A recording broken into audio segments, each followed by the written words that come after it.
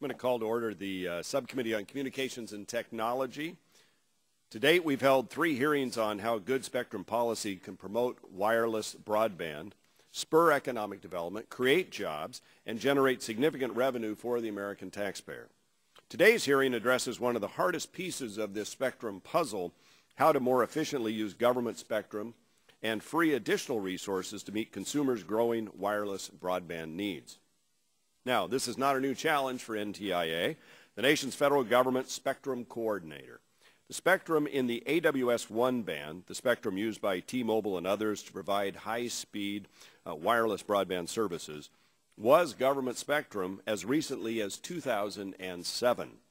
Relocating the government users and uses in that spectrum and making it available for commercial operation has been a Herculean task, but one that raised $13 billion for the U.S. Treasury and furthered U.S. leadership in the wireless broadband space.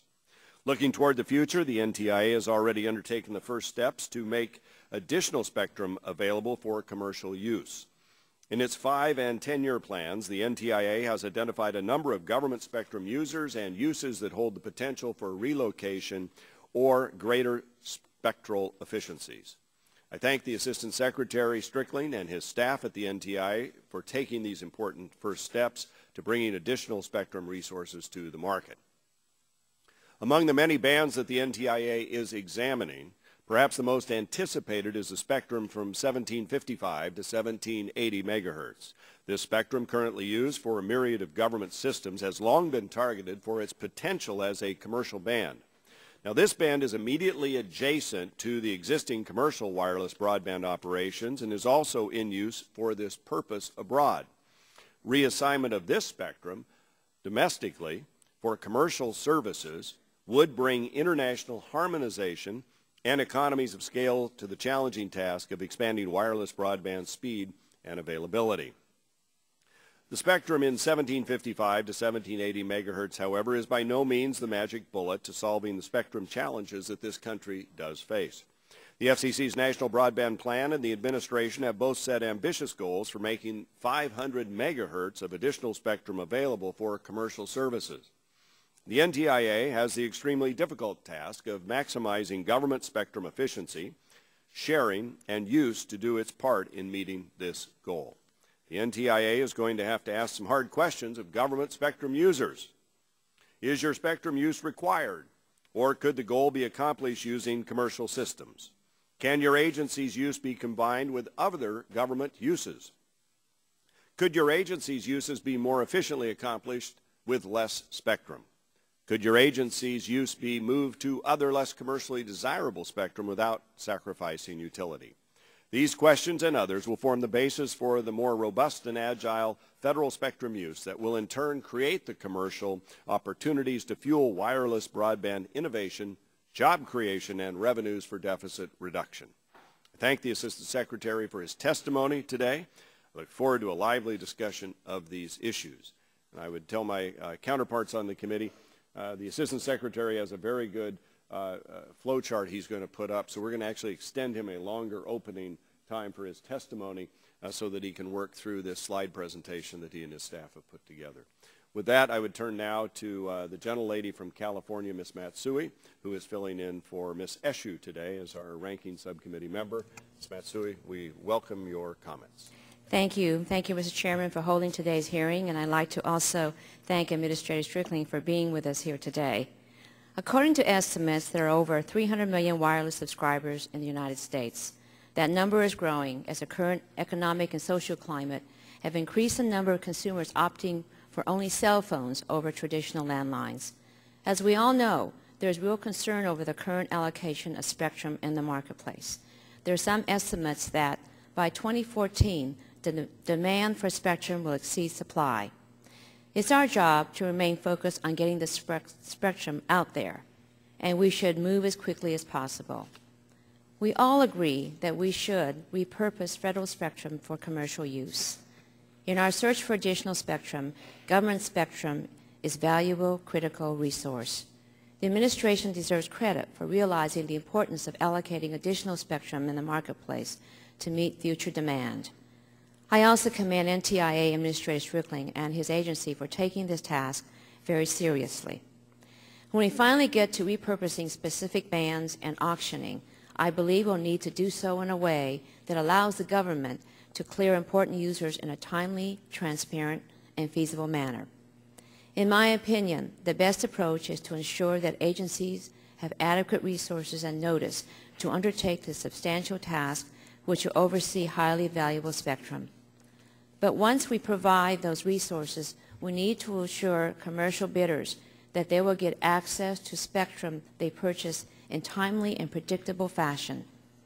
In regards to auctioning, the FCC should have the flexibility to structure and conduct incentive auctions that would truly maximize the economic and social values of the spectrum. I also believe the comprehensive spectrum policy moving forward should offer our innovators and entrepreneurs an opportunity to be creative and have a forum to develop advanced technologies and applications. To help spur greater innovation, I'm working on spectrum legislation that supports and further advances American leadership in existing unlicensed technologies. It is important that we continue to promote policies that lead to greater innovation in the ever-evolving telecommunications and technology sectors. As we know, technology changes rapidly. What is new today may not be new tomorrow and may be obsolete by next week. Having enough spectrum in the marketplace will offer American innovators an opportunity to continue to explore and create new products and ideas. I also believe that spectrum should be preserved for the advancement of technologies, including smart grid and health IT capabilities. Moving forward, spectrum availability will be key to ensuring competition, improve public safety, spur innovation, and meet growing demand for wireless services. I thank you, Mr. Chairman, for holding this important hearing today, and I yield the balance of my time to Mr. Barrow. I thank the gentlelady. Today we hold our fourth hearing on spectrum policy and the vital role it plays in our economy. Over the past decade, technologies relying on spectrum have put so much demand on the limited spectrum that's currently available that we face a spectrum crunch in the next decade unless we act soon. Today I look forward to discussing ways that we can make more spectrum available for commercial purposes. As part of this effort, I recently introduced H.R. 911, the Spectrum Inventory and Auction Act, which would help avoid the looming spectrum crunch by arranging for a comprehensive spectrum inventory and voluntary auction of spectrum licenses. I look forward to hearing your testimony, Administrator Strickling, and working with you and this committee to address our spectrum goals. I thank the ranking member for the time, and I yield back. Gentlelady yield back the remainder of her minute. Gentlelady yields back the remainder of her time. I turn now to the Vice Chair of the Subcommittee, Mr. Terry. Thank you, Mr. Chairman, for holding this hearing today. I share the goal set forth in the National Broadband Plan to finding all government spectrum that is currently being used inefficiently and reallocating it for commercial use.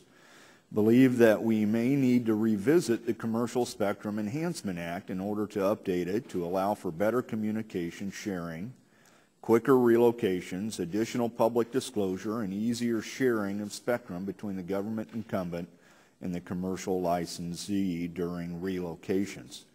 Additionally, as the purpose of this hearing is to examine how government is best utilizing wireless spectrum, I would like to specifically address how the U.S. Army Corps of Engineers is doing so, particularly in the area of flood management and prevention. This is a topic of great importance to me, especially now as my district and many other communities up and down the Missouri River are literally under siege by devastating floodwaters. My office has found that recently the Corps determined that it could give up significant portion of the wireless spectrum it was utilizing for these purposes due to increases in efficiency and technology advancements. This is a great step in the right direction and is to be commended. I wonder, however, if we can achieve a win-win, both with regard to increased reliability and spectrum efficiency by further examining our flood monitoring systems and ensuring the best, most reliable, and most efficient technology is being deployed. And I look forward to your testimony, Mr. Strickland. And who would like Mr. Stearns, I think. Mr. Stearns, I yield to you. Thank you. I thank my distinguished colleague. Thank you, Mr. Chairman, for having this hearing. Spectrum use in this country is very important. I think it's important to realize that while incentive auctions can potentially free up a large chunk of spectrum, there are other spectrum holders to examine as we consider legislation to address the looming spectrum crisis. One such holder is the federal government itself, obviously.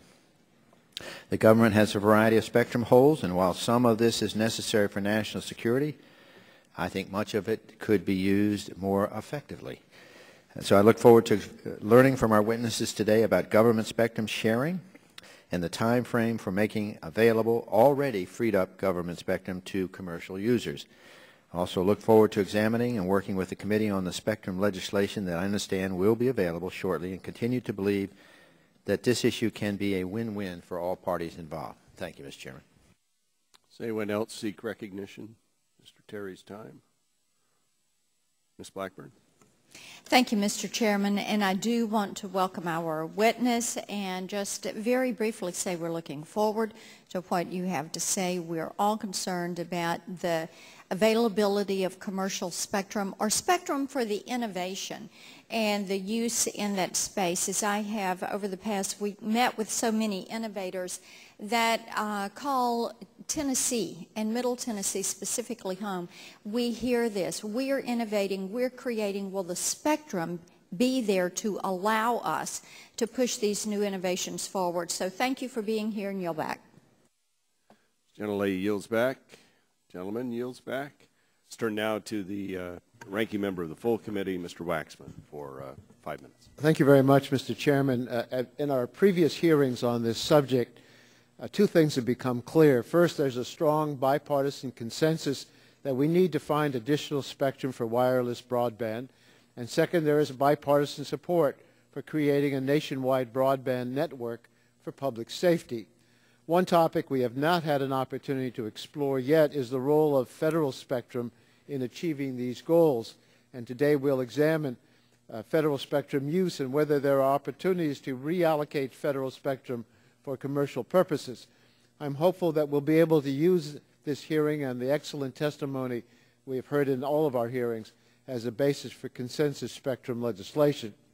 I'd like to welcome Assistant Secretary Lawrence Strickling back to the Energy and Commerce Committee. As the administrator of NTIA, the agency tasked with managing federal spectrum assignments, Mr. Strickling will play a critical role in maximizing the efficient and effective federal use of spectrum. Under his leadership, NTIA is leading the administration's effort to identify and reallocate spectrum to meet our dramatically increasing demands for wireless broadband. This is a huge project, and NTIA's dedicated professionals deserve enormous credit for accomplishing what they have to date. Although federal spectrum has a great potential to help us address our growing broadband needs, we must utilize a balanced approach in getting there. Companies that bid on federal spectrum for commercial purposes need to know when they will have access to this critical and expensive resource. The reallocation of federal spectrum must be transparent, timely, and certain so companies can bid accordingly. If we provide the proper mix of transparency and certainty, the amount companies are willing to pay will increase and the taxpayers will benefit. We also need to consider new ways to put federal spectrum towards commercial use. Using technology to allow for spectrum sharing deserves careful and immediate consideration. At the same time, we need to remember that federal spectrum is currently being utilized for important purposes involving national security, public safety, and important agency operations. We cannot expect agencies and users to simply turn off a switch and turn over their spectrum. We need to provide adequate resources and time to make complicated and expensive reallocation efforts successful. I look forward to hearing from Mr. Strickling and learning more about the administration's spectrum initiative, challenges with reallocating federal users, and how we can balance the need for more information about federal spectrum use with our national security concerns. Thank you for being here, Mr. Strickling, and thank you, Mr. Chairman. Yield back the time. Thank the gentleman from California. And for our members who joined us a bit into the hearing, Mr. Strickling is going to be allocated 10 minutes for his statement today. He has a slide presentation I think some of you have as well that he'd like to walk through, and I thought it would be beneficial for the subcommittee to extend a little longer time to him as he is our only witness today. So, Mr. Strickling, we're delighted to have you here. We appreciate the work you're doing. We look forward to your testimony and to the answers to our questions. So please go ahead, sir. Thank you, Chairman Walden, and in particular, thank you for the consideration of giving me some extra time for my opening remarks. I also want to thank Vice Chairman Terry, Congresswoman Matsui, Ranking Member Waxman, and all the members of the committee for attending this hearing today regarding the use of spectrum by federal government agencies. I'm pleased to join you today to describe NTIA's ongoing and critical work in managing federal agency use of spectrum and to update you on our efforts to identify and reallocate spectrum to meet the nation's rapidly growing demand for commercial wireless broadband service. Through his National Wireless Initiative, President Obama has set forth a bold vision for spurring innovation, expanding economic growth and job creation, and preserving America's global technology leadership. For NTIA, a critical component of the National Wireless Initiative is the President's directive to us last June to work with the FCC to identify and make available an additional 500 megahertz of spectrum for fixed and mobile broadband use over the next 10 years. This effort will double the amount of spectrum available for commercial wireless broadband. As directed by the President, NTIA released 2 reports last year. The first was our 10-year plan and timetable, identifying 2,200 megahertz of spectrum for evaluation and detailing the process we and the FCC would follow to evaluate these bands for possible reallocation to commercial broadband service. In addition, we released a fast-track evaluation report on 4 bands of spectrum that we evaluated to determine if any of those bands could be reallocated for commercial use while leaving the existing federal agency operations in place. By doing so, we would be able to make this spectrum available within 5 years. We concluded that 115 megahertz of spectrum in 2 bands could be reallocated within 5 years while accommodating the existing federal agency uses, which were NOAA weather satellites and Department of Defense radar systems. In our work both to manage federal agency spectrum use on a day-to-day basis, as well as to look for 500 megahertz of spectrum to reallocate to commercial service, we face a number of challenges.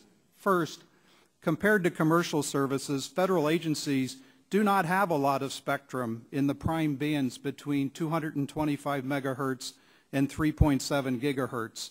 In that range, federal agencies have exclusive use of only about 18% of that spectrum, as compared to commercial and non-federal users who control 30% of this spectrum on an exclusive basis. The remaining 51% is shared between federal and non-federal users. Second, federal agencies use this spectrum assigned to them to perform critical missions assigned to them by Congress. These missions can range from the NOAA weather satellites to FAA air traffic control systems to Department of Defense drone missions. And when a federal agency needs spectrum to perform one of its missions, we only assign the agency the minimum amount of spectrum it needs and only within the geographic area within which it needs the spectrum. In virtually no case do we provide an agency exclusive use of an entire band of spectrum. With 60 agencies holding around 244,000 individual frequency assignments, federal agencies must share spectrum with each other and in many cases with commercial users. Third, the variety and complexity of spectrum uses by federal agencies complicates our day-to-day assignment processes as well as challenges us when we evaluate a band for reallocation. Federal spectrum management is much more complicated than in the commercial world. Generally, any particular commercial band is devoted to a uniform set of commercial users providing similar services using comparable systems and technology. In the case of cellular and similar land mobile radio services, the commercial operator typically has the exclusive right to use a given frequency within a geographic area. And this general uniformity among commercial providers makes it easier to design and implement efficiency enhancements.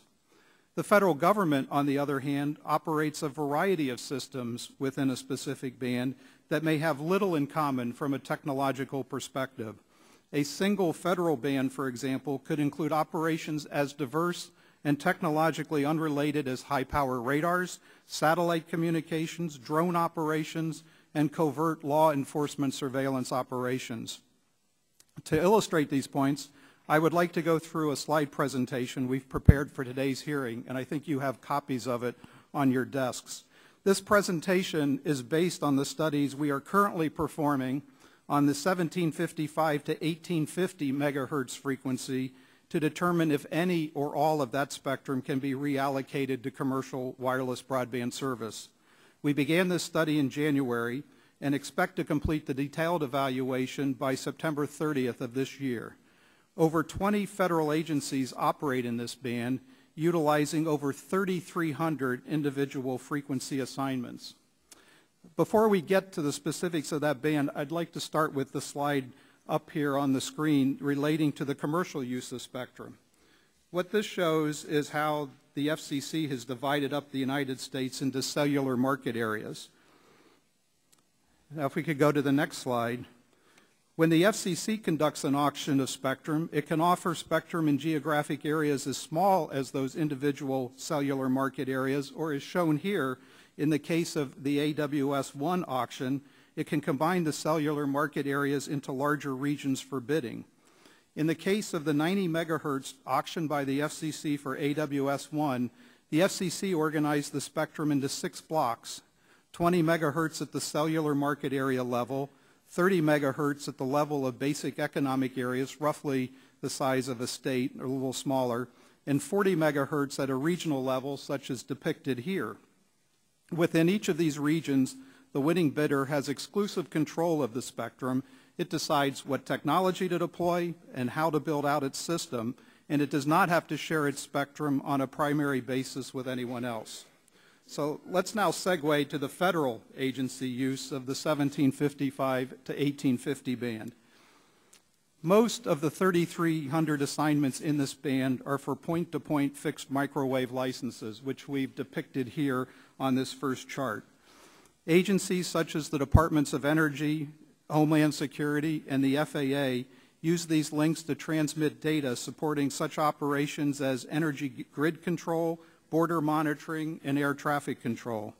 While these uses are the most numerous, they are also the easiest to relocate, as technology does exist today to establish these links in other spectrum bands. But as I go to the next slide, we'll overlay on the fixed microwave licenses military bases where training is conducted with mobile tactical radios which use spectrum in this band. These radios are the military versions of mobile point-to-point and cellular systems. And over the last several years, the Department of Defense has had to increase the number of training locations in order to provide for training of National Guard and reserve units prior to their deployment to Afghanistan, Iraq, and other locations. Next slide. Here we overlay military satellites operated by the Department of Defense. In particular, what we see here are the Earth stations that use frequencies in this band to control these satellites. Due to the high power of these systems, these Earth stations impact the spectrum within the yellow shaded areas of the map. Remember that satellites generally have a useful life of over 20 years. So once a satellite is launched, there's no opportunity to change out its radio. And what that means is that as long as the satellite is in active use, there will need to be ground stations from the east coast to the west coast as the satellite passes over the country to control the operations of the satellite. And as we did with the NOAA weather satellites we evaluated in the Fast Track report, we can carve out exclusion zones around these Earth stations in which no commercial service would be allowed. But it doesn't end there. And if we go to the next slide, this overlays training sites for bomb squads that working with robots controlled through wireless technology. And keep in mind that while the agencies train at the locations depicted on this map, and I'm checking the color, I guess they're in black on the map, in fact, they must be able to deploy this equipment anywhere in the country without radio interference. The next slide shows the Department of Defense operations regarding training on the use of precision-guided munitions.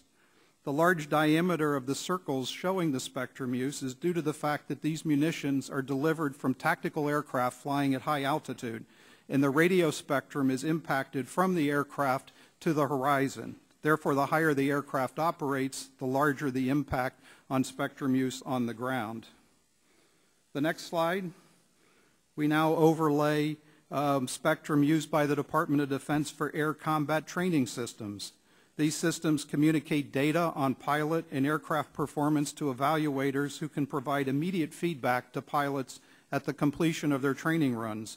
The transmission devices are installed on most tactical aircraft, and as with the previous slide on precision-guided munitions, the area of impact is determined according to the high altitude at which these planes operate. Turning to the next slide, a number of agencies are now flying unmanned aerial vehicles, or drones, in this band. Much of this use is for military training, but increasingly other agencies are utilizing drones for border security and disaster relief. These orange circles reflect where training is conducted today, but with the expanding use of drones, they could be deployed anywhere in the country. Next slide. The Department of Defense develops and tests missile and aircraft technology. To support that effort, researchers must download large amounts of data from airborne devices during testing. This data is critical to monitor performance and to analyze malfunctions. And again, these systems operate at high altitudes and can impact communications over very long distances, as shown in the light blue circles. And finally, the last slide. Many law enforcement agencies conduct surveillance operations in this band. These operations produce data and video that could be critical evidence in court, but just as important, we need these links to monitor and safeguard undercover agents that may be in harm's way. These systems operate throughout the country, whenever and wherever needed. Accordingly, we've shaded the entire country gray, although given all the other uses in the band, you can only see the gray shading up there in the northern Midwest.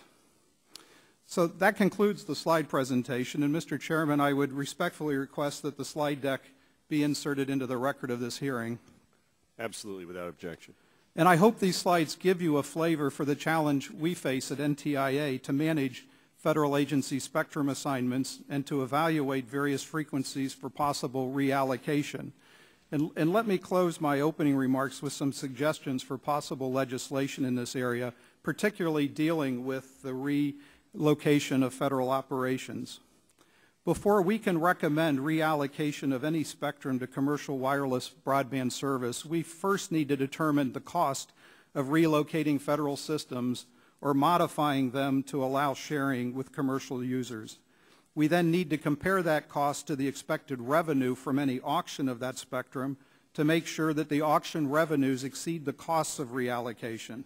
We must also determine to what new spectrum the federal agencies can relocate their operations and determine whether there is space in those bands to accommodate these operations once they are moved. But even after we've completed that analysis and have recommended reallocation of a band, we face the practical problem of the agencies actually relocating their operations in a reasonable time frame. The single most important step that Congress can take to facilitate the reallocation of spectrum is to provide the federal agencies the resources and flexibility they need to plan for and undertake relocation and sharing activities. Specifically, agencies need resources for upfront planning prior to holding an auction to determine costs and determine the timeline for relocation. The current Commercial Spectrum Enhancement Act only allows for reimbursement of agency expenses to relocate after an auction has concluded. Additionally, the CSEA should be amended to allow for reimbursement of agency expenses undertaken to facilitate sharing of spectrum with commercial entities.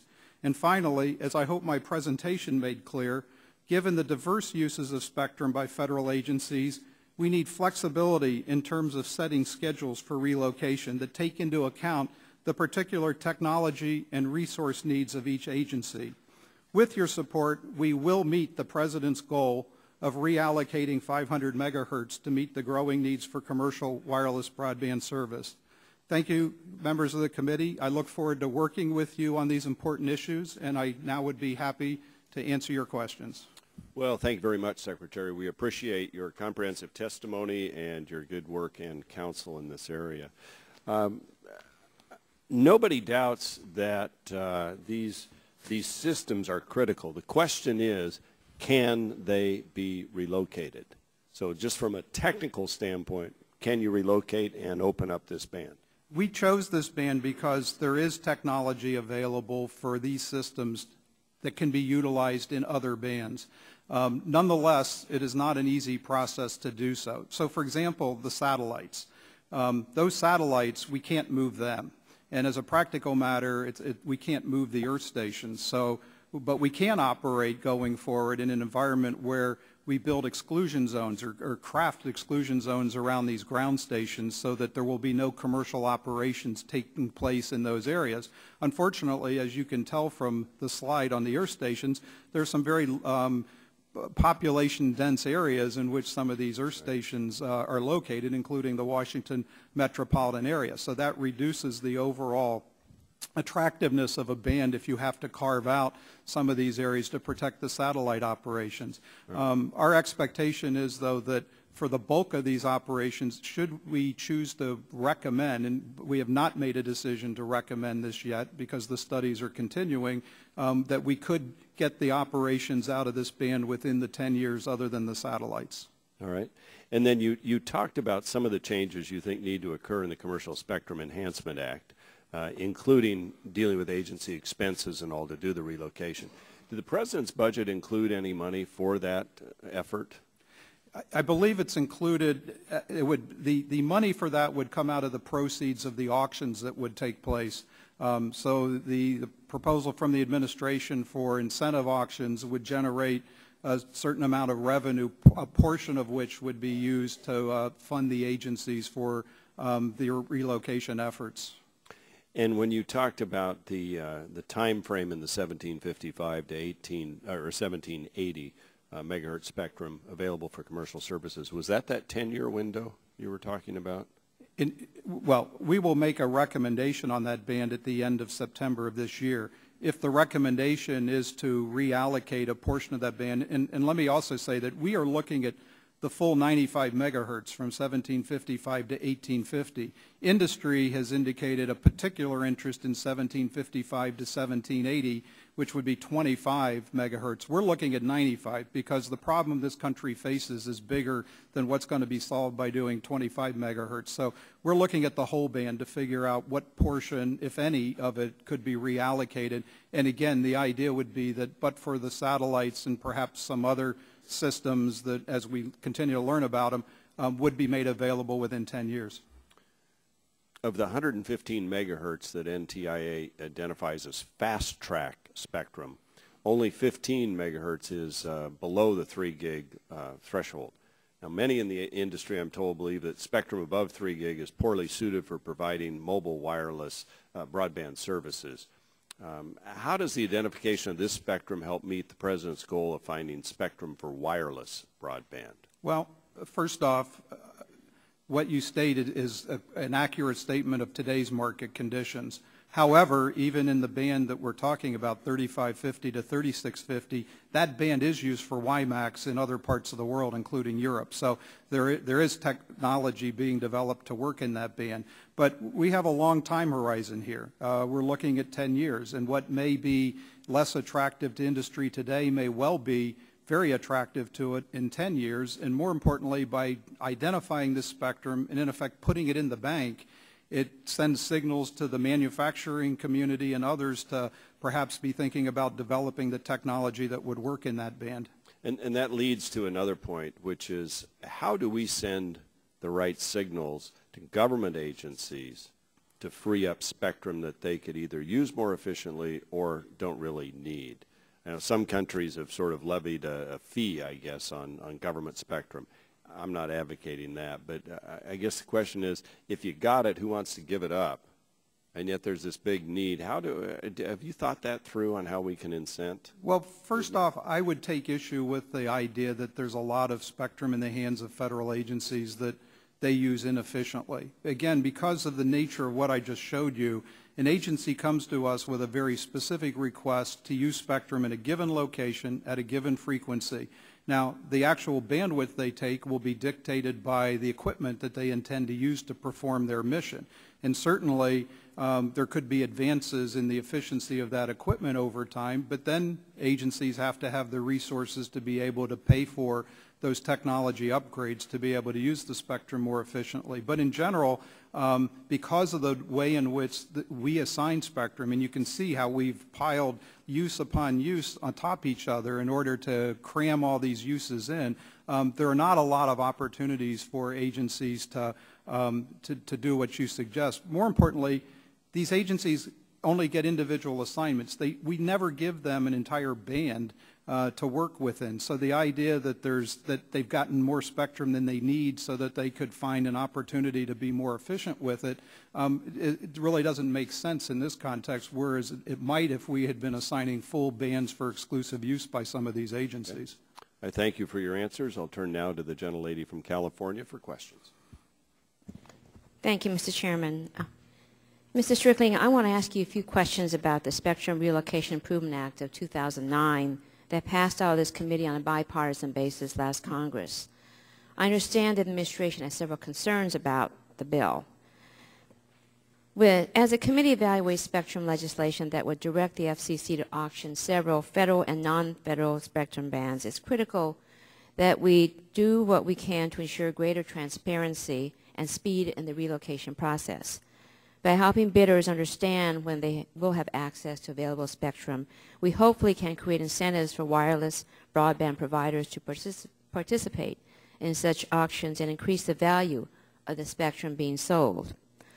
I know the administration has had concerns with an across-the-board deadline for transition planning and relocation.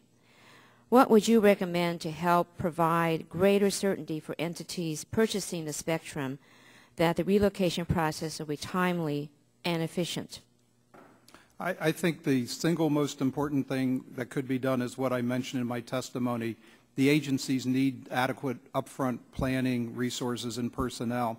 When we did the relocation under AWS 1, which took over, well, it started back in 2007 and it's continuing to this day, although 81% of the federal systems have been relocated as of now, and agencies are pretty much on schedule. But we went back to industry in a notice of inquiry in 2009 and asked them for their evaluation of how the relocation had done. And the one thing that just emerges time and time again in the industry comments is that the agencies didn't have the best timetable for moving. They didn't have the best information for what it would cost.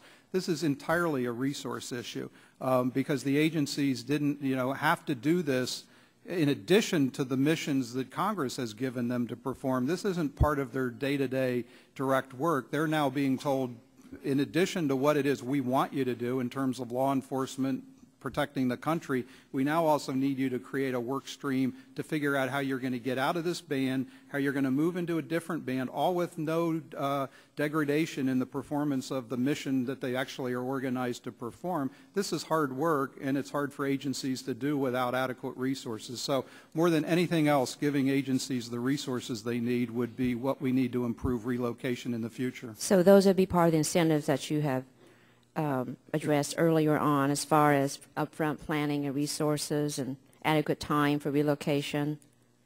Yes. Things of that nature? Yes. Okay. As you know, S911 would require several bands of spectrum currently allocated for federal use be auctioned by 2014. That legislation looks at spectrum between 1755 to 1850 megahertz, at least 15 megahertz of contiguous federal spectrum in the 1675 to 1710 megahertz band, and the 100 megahertz between 3550 to 3650 megahertz. Can you comment on whether you support the auctioning of these bands? Certainly, we have already recommended the reallocation of 1695 to 1710 and 3550 to 3650. Those were the products of our fast track report last year. It's now in the hands of the FCC to determine when and how best to auction those. As the chairman noted in his comments, 3550 to 3650 is not a band that industry is breaking down the door to get a hold of, so it may not make sense to auction that spectrum right now. I think for 1695 to 1710, the FCC is looking to determine what other spectrum it might pair it with in an auction, and I think they're also interested in seeing the results of our analysis of 1755 to 1850 before making a final decision on what to do with that band. With respect to the big band, 1755 to 1850, we are still in the middle of analyzing that band, and it would be premature for me to say today whether we think all or any portion of it can and should be reallocated and auctioned.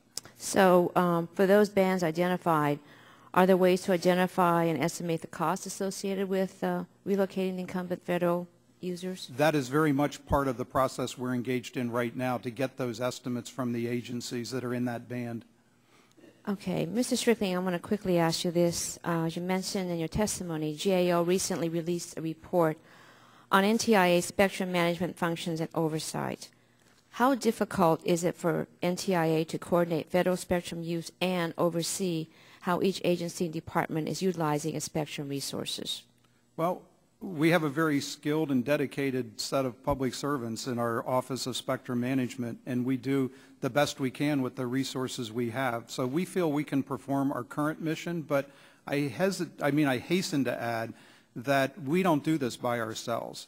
Federal spectrum management involves the active engagement of every federal agency that uses spectrum. We are not at NTIA in a position to design radar systems or to second guess the Department of Justice as to what kind of covert law enforcement gear it needs to use on its undercover agents. So we have to depend on the agencies to do quality work and have the resources themselves to use the most state-of-the-art technology that they can use. So, and I think the GAO report in its proper context should be read to be a call for resources, not just for NTIA, but for all of the agencies that are employed in this effort to have the resources they need to do this work as best we can. Okay, well, thank you, Mr. Strickling. I see my time is overrun.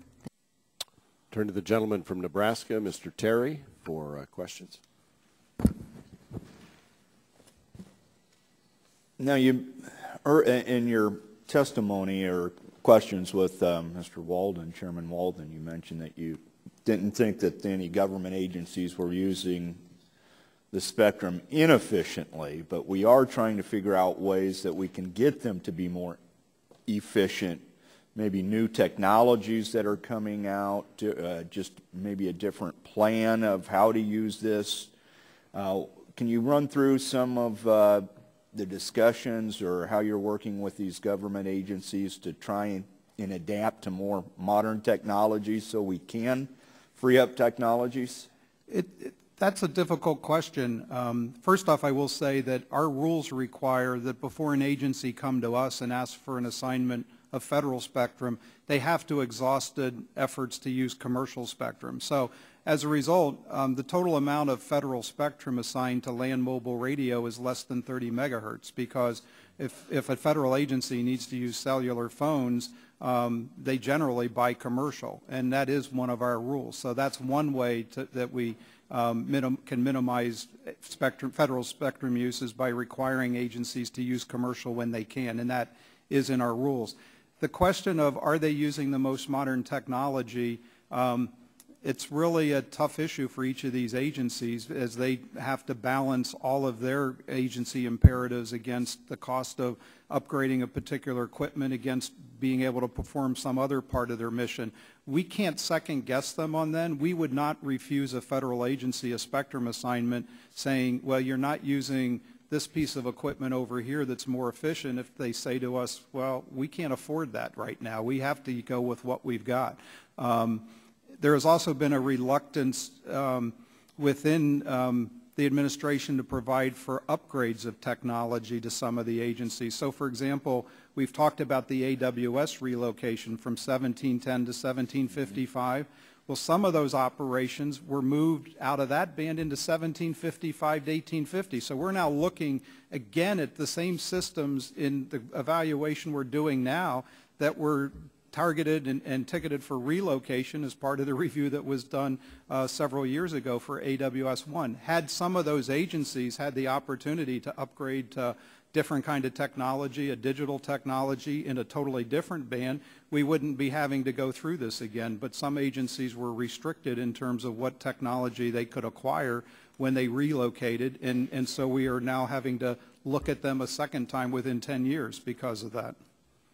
Well, and I think you raise an interesting point regarding how the agencies can keep up with technologies. And so I guess it begs the question of, are you aware of maybe any White House initiative or just overall initiative of working with these individual agencies? Defense Department is a big user, as your map showed, to start thinking ahead of how we can use it, these newer technologies now, instead of missing the boat, then being stuck with the older technologies, which is frankly inherent to government anyway. But is anyone out there on the executive side, the agency side, saying, hey, we need to do a holistic, big picture look at how we use this spectrum and how we have actually a management plan to upgrade and move more people or use it more efficiently? Right. Yes is the answer to your question. Who's doing it? I'm sorry? Who's in charge of that? Is that yours? Well, or is it, since it has so much of the Defense Department in there, who's doing it? Well, I think the current thinking on it is being driven out of the Office of Science and Technology policy at the White House. And as part of the National Wireless Initiative, I think some provisions were suggested about creating some dollars that could be used to do research and perhaps even be used as grants to other agencies to allow them to do some of this cutting-edge research on new wireless technologies. The Department of Defense has over 600 people, employees and contractors in their Joint Spectrum Center, and they do spend time working on these issues. Other agencies aren't as fortunate. They're smaller users of the spectrum and have less ability to conduct research of their own. They're really dependent on what the industry provides for them. Last question real quick. Any lessons from T-Mobile's spectrum relocation in the AWS? The relocation of AWS... You have 1 second. Go ahead. With permission, I'll run past your time.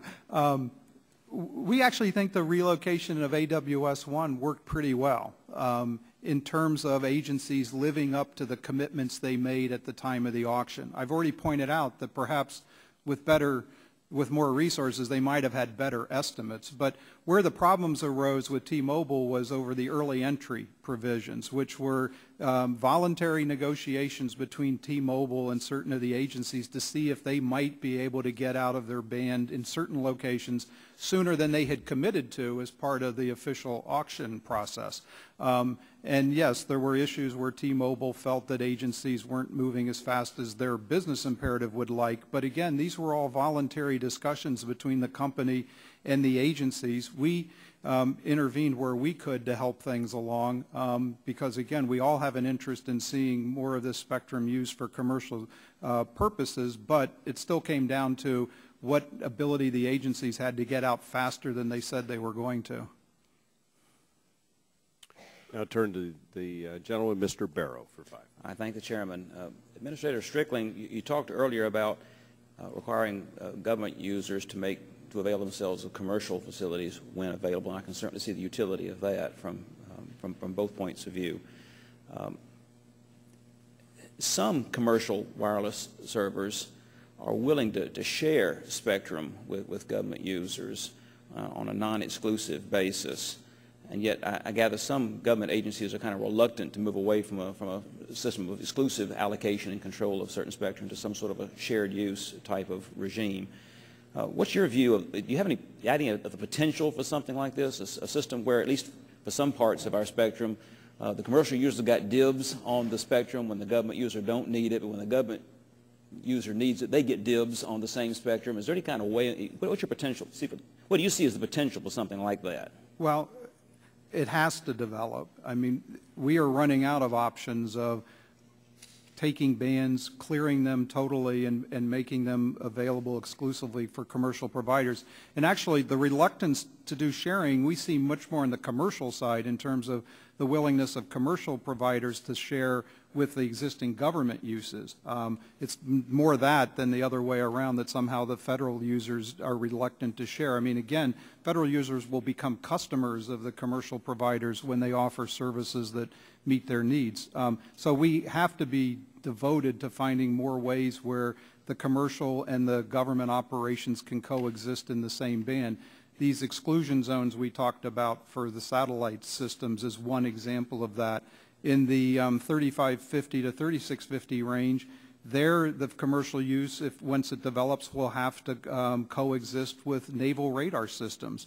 And these systems are very powerful. If a ship is along the coastline and turns those radar systems on, they will blow out whatever commercial service might be, you know, on the land side of that system. And so we, again, carve out exclusion zones to accommodate the possibility that the radars might be in use anywhere along the coastline, even though we know that at any given point in time, few, if any, areas will be impacted by these radar systems. But this is all part of the overall spectrum management that we have to be engaged in, finding these opportunities for coexistence.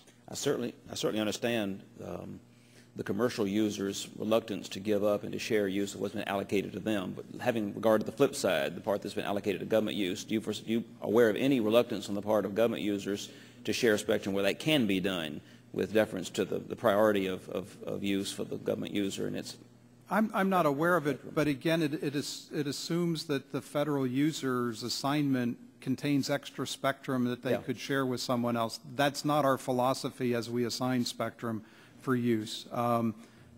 So the situation hasn't really presented itself in real life yet. Thank you very much. Gentleman yields back his time. Recognized gentleman from Florida, Mr. Stern. Thank you, Mr. Chairman. Mr. Strickling, in your opening statement, I think you indicated that you need additional funding for spectrum planning and for reallocation management. Is that true? I'm suggesting that this is what the federal agencies need, yes, if we want to improve the process by which we do these. No, but it's yes or no. You're saying the NTIA needs more funding. Isn't that true? I have not said NTIA needs more funding, although I will say that given some of the legislation that's out there that would impose new responsibilities on us, yes, we would need additional resources to perform additional tasks beyond what we're doing today. We just looked at the We looked at the President's 2012 budget, and I didn't see any new funding requests there. So if you needed it, I'm just curious why you didn't. At the time that budget was prepared, these new tasks hadn't been identified to us that are currently in some of the draft legislation that are pending. High-tech committee. You might want to pull your microphone up a little closer. No, to your, pull it up. Yeah, there you go. There you go. You note in your written testimony that the President has proposed doubling in the next 10 years the amount of spectrum available for commercial use. How much megahertz can we expect to come from this repurposed federal spectrum? Of the 500 megahertz, the FCC had indicated it could deliver roughly 280 to 300 megahertz, and so that would assume then that the federal side would provide at least 200 megahertz, and that's the assumption we've been working on. One of the things that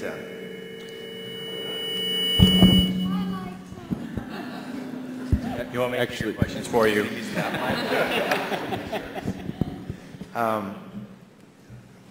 At the last time we in this country did government spectrum allocation and asked users to vacate bands that were reallocated for commercial use, I think the auction was in the by the FCC in 2006. Is that correct? The AWS auction was about $13 to $14 billion, yes.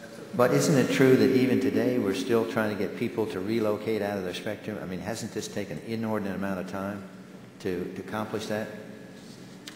As I indicated earlier, I think 81% of the agencies have relocated. all the agencies that said they would relocate within 3 years have relocated.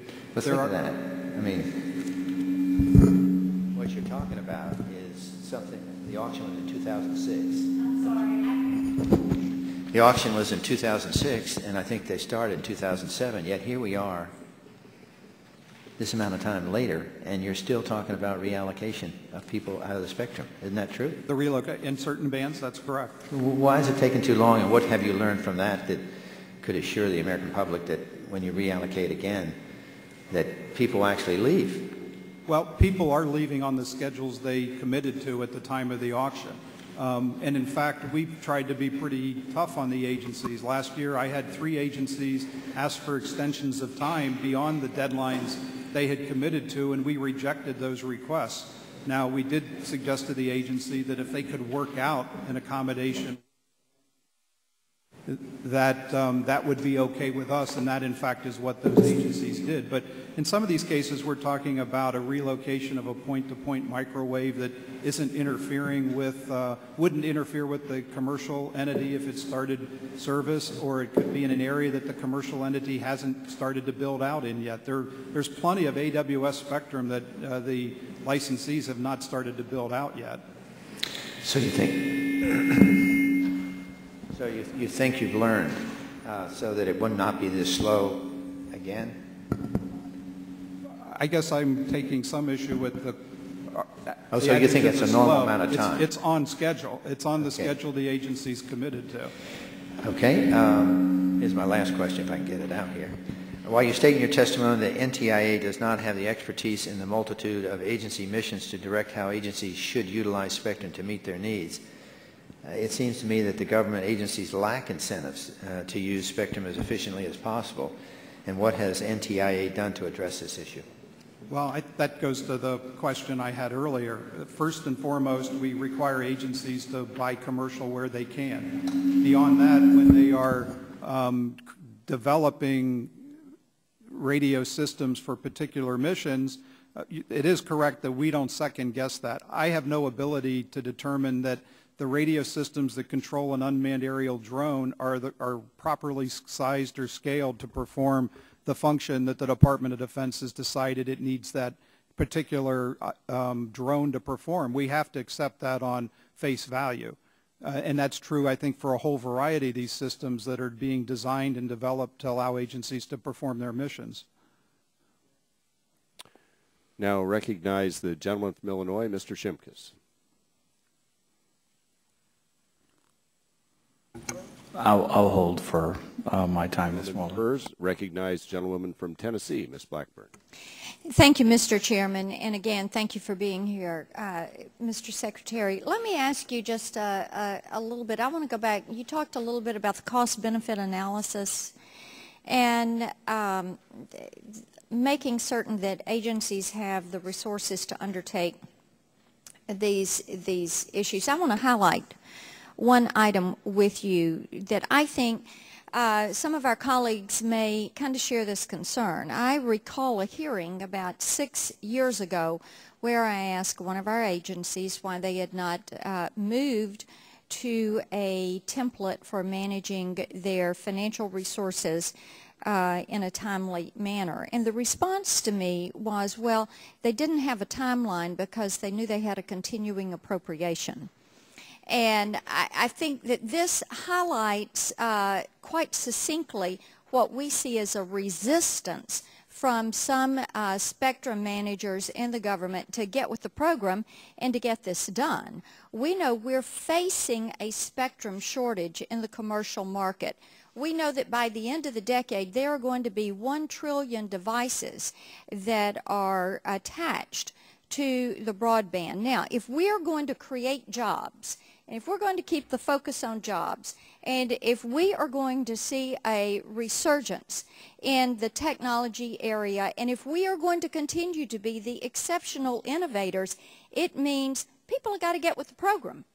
And that as you're able to pack that broadband down and you're able to layer and use that spectrum, we want to know that, first of all, they are doing that efficiently, and that you all have some benchmarks and requirements. Do you have stated benchmarks and requirements for them? What is your plan specifically on where they are to use commercial product, not just in cell phones, but in other areas? What are you giving them? What are you doing to deal with some of the federal agency managers that are resistant and are kicking the can down the road? You know, people get tired with Congress kicking the can down the road when it comes to dealing with the debt, and we're looking at spectrum that can be auctioned to help with that. We're also looking at putting this spectrum in the marketplace to create jobs and products that you need, whether it is in financial services or whether it's in health IT, whether it's in entertainment. I've talked to innovators in all of these areas, and what we want to know is that you're serious about this and not saying, well, we've got a continuing appropriation and, you know, federal government doesn't create jobs, private sector does. We know that. We want to know that you all appreciate that, and that you've got a plan, that you are making requirements, and that you have a timeline. So can you articulate that? Yes, ma'am. I think you're making some very good points.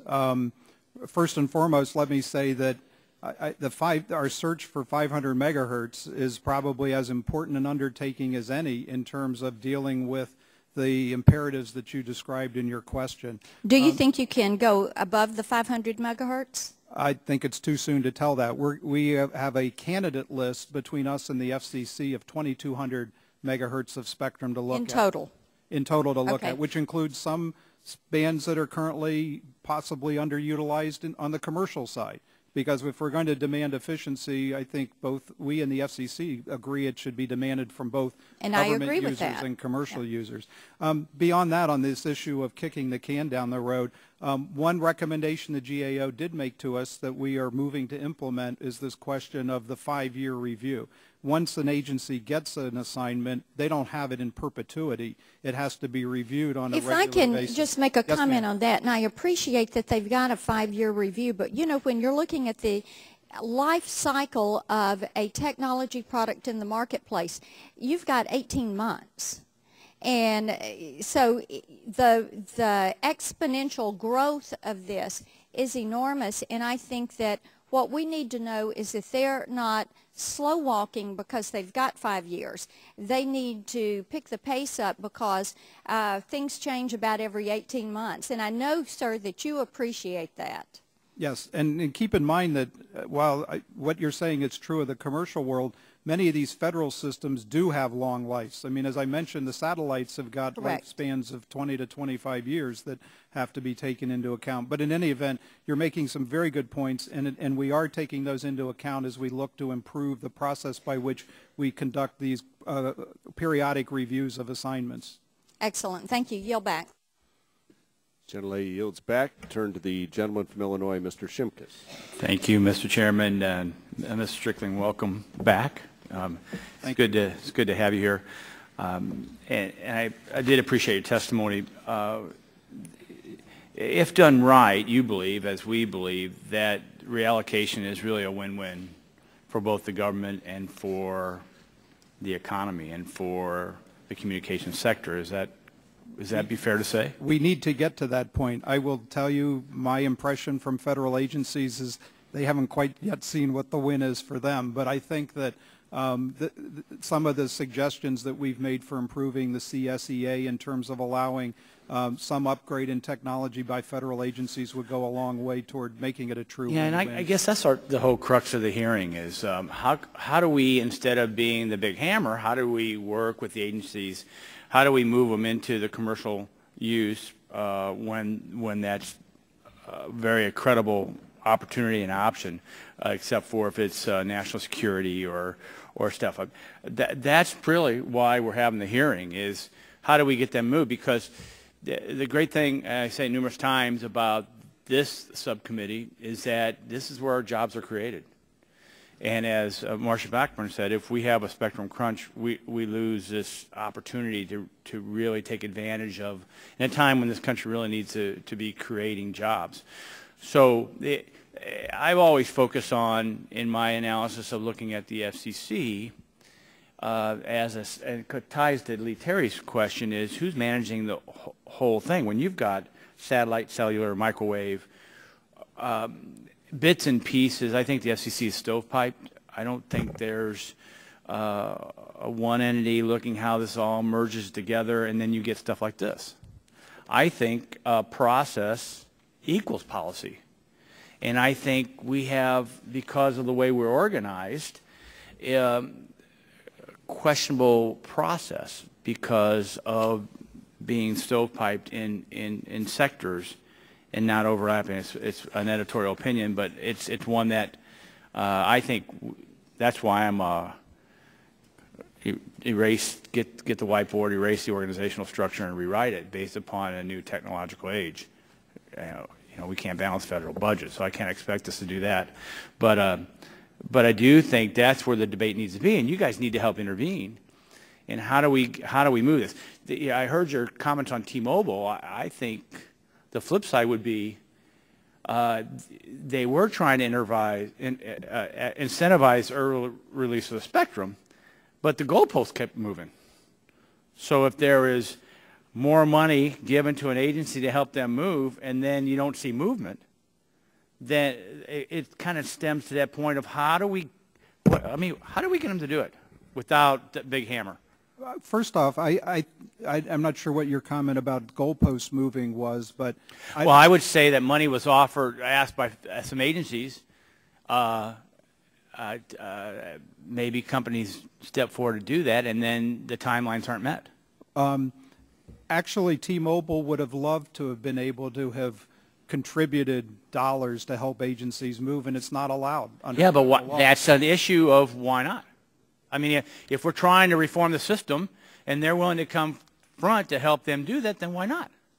I think that would be a great question for the committee to take a look at. That would be a policy debate. It's a much broader policy issue than just spectrum. It comes to the whole question of businesses making gifts to government and the circumstances under which that would or would not be And I have a allowed. military background, so I appreciate especially our men and women in uniform and making sure they have a legitimate use and communication and all the new gears. But if we can marry the two, I think we both win. Right. Which I think was the opening part of my comment. Let me just end on this. There's length. You propose, in essence, some lengthy time frames for reallocating government-encumbered operation, but you also state that you can accommodate requests for additional government users in as few as 9 days. And the question would be, why can't NTI accomplish the moves in shorter time frames? Is it availability of equipment, or what's the holdup? Right. So the 9 days is when we get a request to assign spectrum to an agency. Presumably that agency already has the equipment it needs. It's simply seeking an authorization to install equipment in a particular geographic Yeah, and I guess I'd say we shouldn't. I mean, you're assuming, and I've learned a long time that maybe we shouldn't assume. Maybe we ought to know if they have the equipment to be able to use, if you can grant that in 9 days. Right. Now, when they need to move, when we're talking about taking all of the microwave circuits that all of these agencies have and moving them out of 1755 to 1850, now we're talking about an acquisition by all of these agencies of new equipment and in effect going in and taking out the old equipment, installing new equipment. In some cases, these circuits are in very inaccessible locations. All told, we have tens of thousands of these circuits overall in our assignment database. I think we have rough between 1,000 and 2,000 in the 1755 to 1850 band, so it's a question of resources and time. And that's just for the microwave, which was one of the pictures that I used in my slide deck. Thank you very much. Thank you, Mr. Chairman. And I think a good example of that is DTV conversion and how long that took and how complicated that was is another example of, yeah.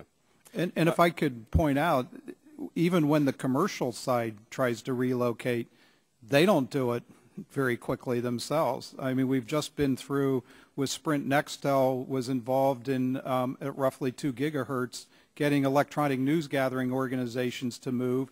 That was a process that started, I think, back in 2006, 2007, and it's still not done. But they lose market. They lose market share. They lose stock price if they don't move.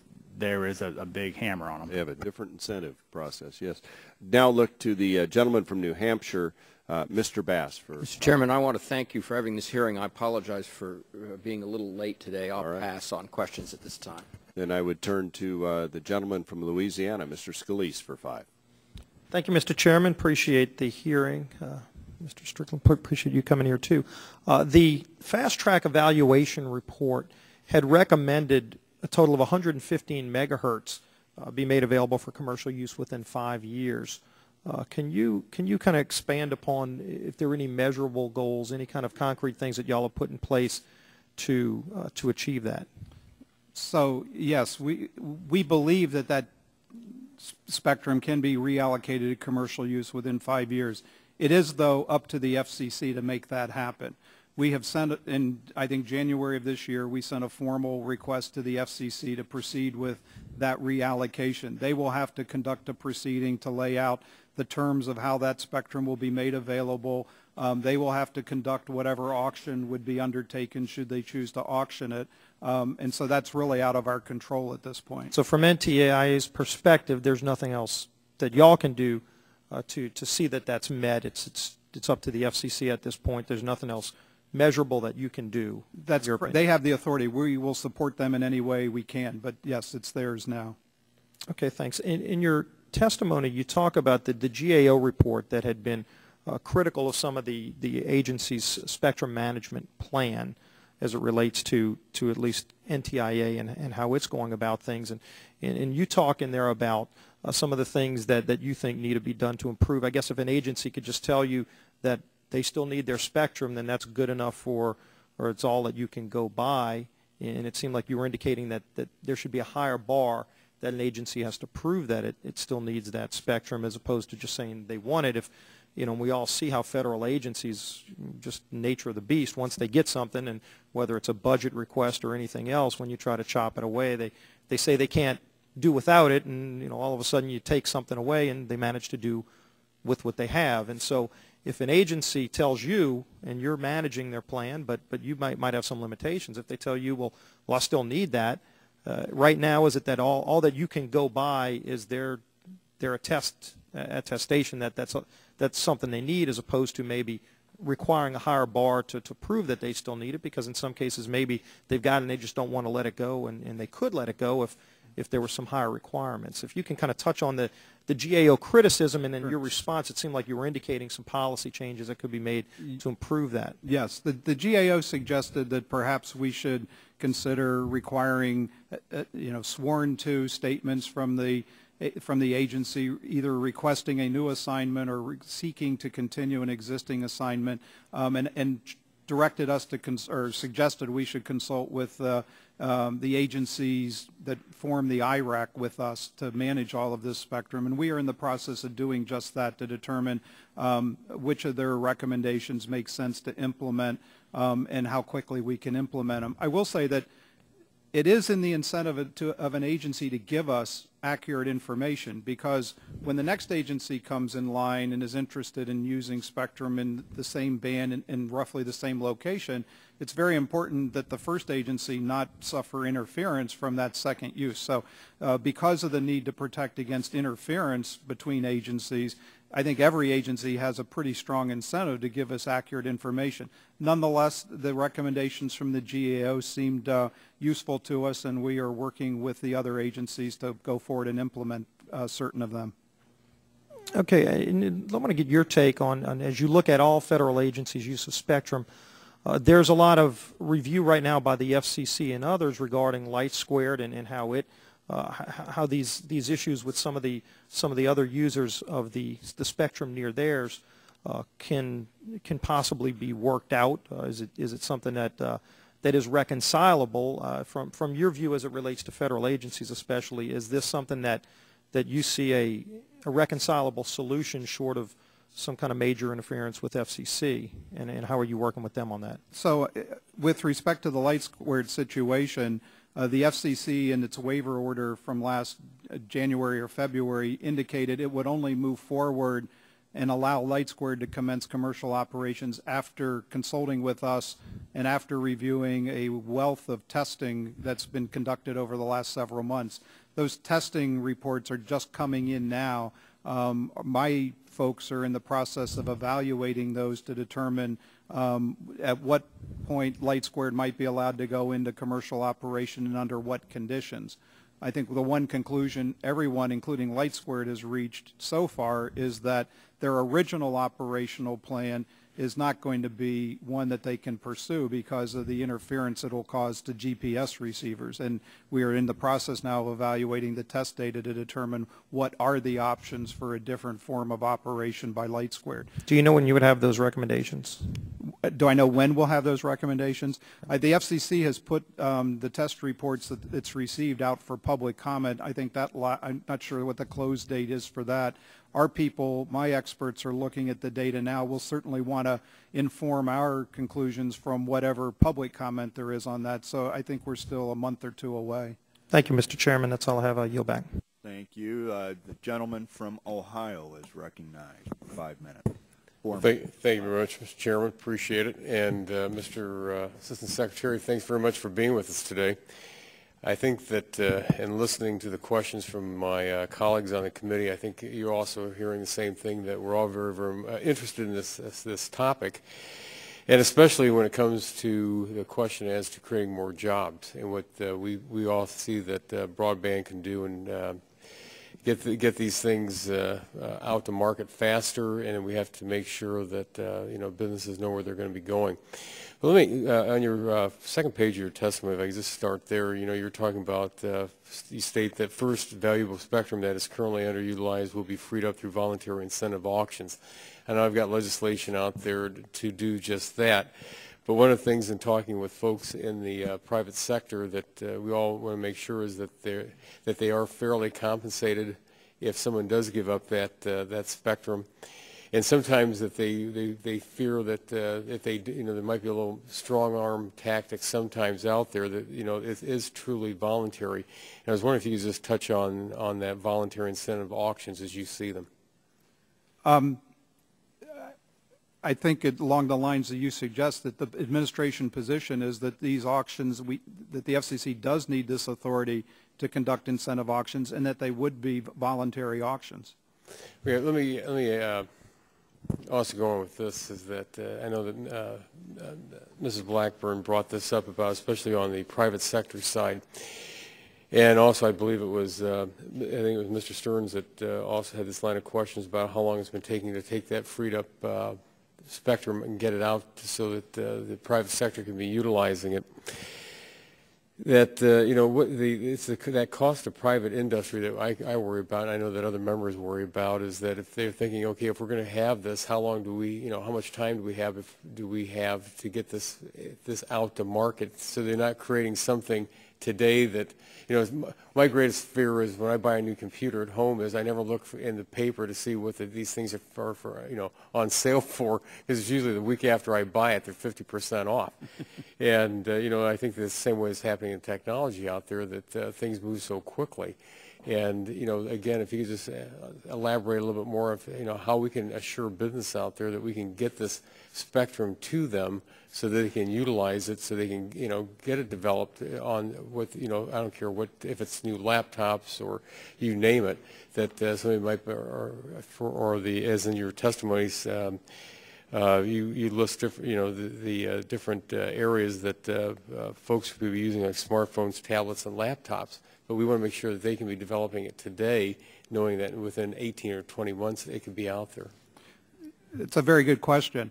The first thing I would refer you to is the AWS-1 auction that was conducted back in 2007, I believe. A lot of that spectrum still has not been built out by the people who bought it at auction, even though they have the full ability to do so. So we're taking a long time horizon at this. We can see the growing demand. We can see that there's going to be a continuing need for more spectrum.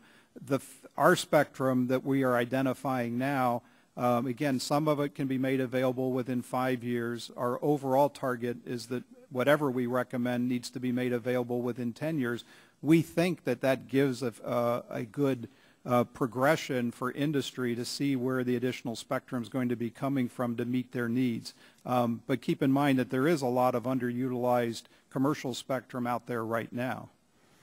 Yeah, and with my time remaining, let me ask you this, especially with the Wi-Fi technology as it's becoming more popular and being embedded in more and more devices, Wi-Fi is also increasingly the technology that service providers are turning to in an effort to try to offload data traffic from their crowded networks. You know, what plans does the federal government have right now, if any, to evaluate whether more spectrum can be made available, especially for Wi-Fi in that 5 gigahertz range? The 5 gigahertz range is an interesting band to talk about because that's a band in which the Wi-Fi is sharing spectrum with radar systems, including Federal Aviation Administration wind shear radars. When that sharing was approved, the manufacturers of the Wi-Fi equipment were given radar characteristics that, that the FAA was using in making to ensure that their equipment would not interfere with these radar systems. In fact, we have found instances where that is happening, where there is interference. And when you're dealing with wind shear radars, you don't want to get into a situation where something might happen to disable those systems. They're very important to the safety of human life in terms of the planes that could be affected by wind shear. So we are learning a lot about sharing as a result of this.